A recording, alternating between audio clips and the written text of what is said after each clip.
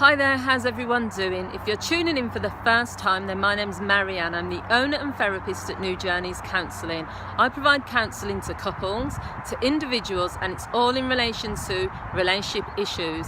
I do still provide counselling to people who are struggling with stress and people who struggle with depression, and you can find all of my details below, or you can go to my Facebook page and New Journeys Counselling.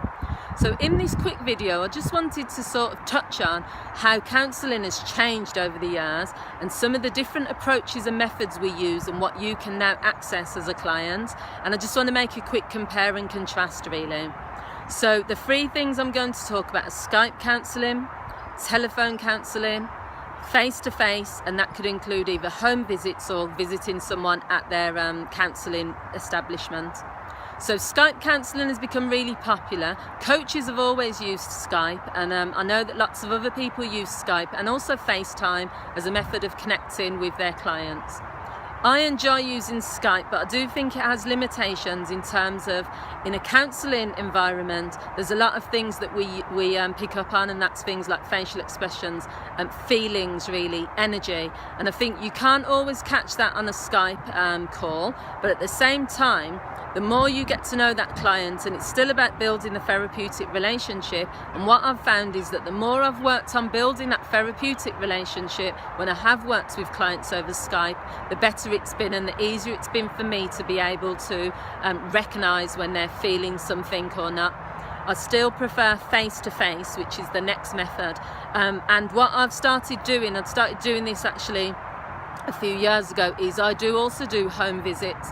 Now the thing with home visits is obviously you have to still make an assessment as a counsellor as to whether it's a safe environment. You have to check with the client whether they're comfortable with you coming to their home. You have to look at the practicalities of how far the distance is and things like is it going to be confidential? Are there other people in the home? The space? There's lots of practical things to consider, but I feel that the reason I went out to do home visits initially was mobility issues. The clients had mobility issues which prevented them from coming to me, or they had safety issues, so it wasn't safe for them to travel to certain parts of the country. So I found it really useful, really rewarding, but I still prepared as a counsellor in the same way as if a client was coming to the office. So you just have to make that judgment call yourself, and still to make sure there's safety things in place for you and the client. And the third and final thing is telephone counselling. I've only done telephone counselling on a few occasions, and that's usually been with clients who have come back to me after doing face-to-face counselling. They've needed to sort of top up, and they've said, can I speak to you over the phone for an hour? The key things are, with telephone counselling, you have to really be in tune with yourself as a person in terms of your listening skills. Because you can't see when that person has finished talking and when they're pausing or where they're thinking about things, you have to guess or pick that up on the phone, because it's not a normal phone conversation, it's a therapy session.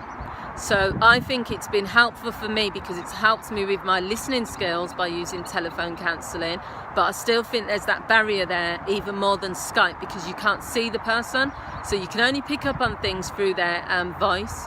You can't pick up on body language because you can't see them. You can't pick up on their facial expressions. You don't have that connection in terms of the energy between the both of you. So I just think telephone counselling has its restrictions, but in terms of people that want to access your counselling in that way, I think it should be an option if that's what they choose.